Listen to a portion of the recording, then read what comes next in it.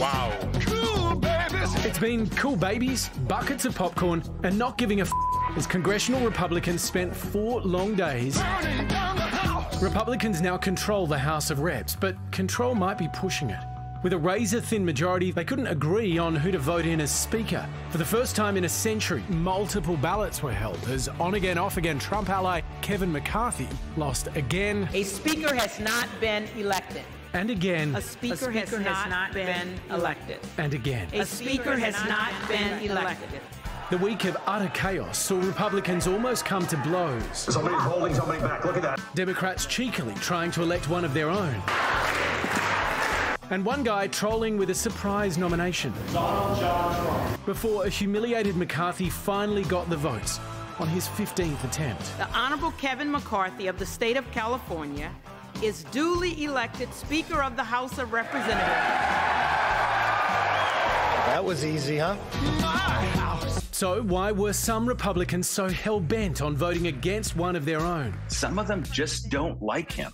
It's deep and personal, and they wanted to send a very, very strong message that if he tries to ignore them, they will vote against him. McCarthy eventually secured the votes he needed by agreeing to a series of massive demands from the party's far right, giving them the ability to effectively block all legislation and allowing any member to force a vote to remove McCarthy as Speaker at the drop of a hat. We're at the stage right now where I'm running out of stuff to ask for.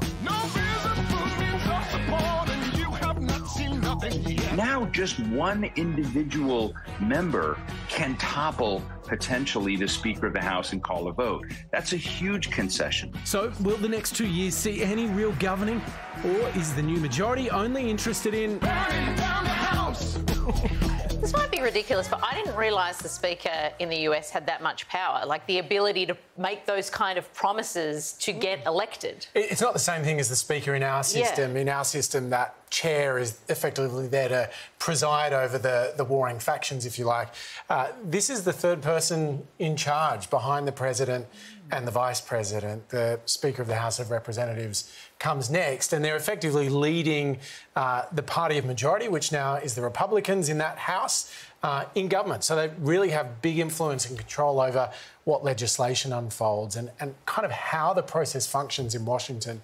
And really the reason why this is getting so much attention is that it's kind of being interpreted as a barometer of how much power Donald Trump does or doesn't have inside the Republican Party and what the chances are of him coming back. So is he pulling the strings with that?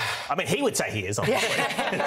He's got it. But another interesting thing about this is that this far-right faction of the Republican Party isn't the small government conservatives we've seen in the decades gone by. These guys are now anti-government. So when they gum up the works and make it all look like a circus, that actually proves to their viewers and to their voters that government doesn't work, and it sort of fulfills their promises that they're making. So it's kind of like a self-fulfilling prophecy for them. And it's really interesting. They're kind of sabotaging their own system. So basically we're doomed.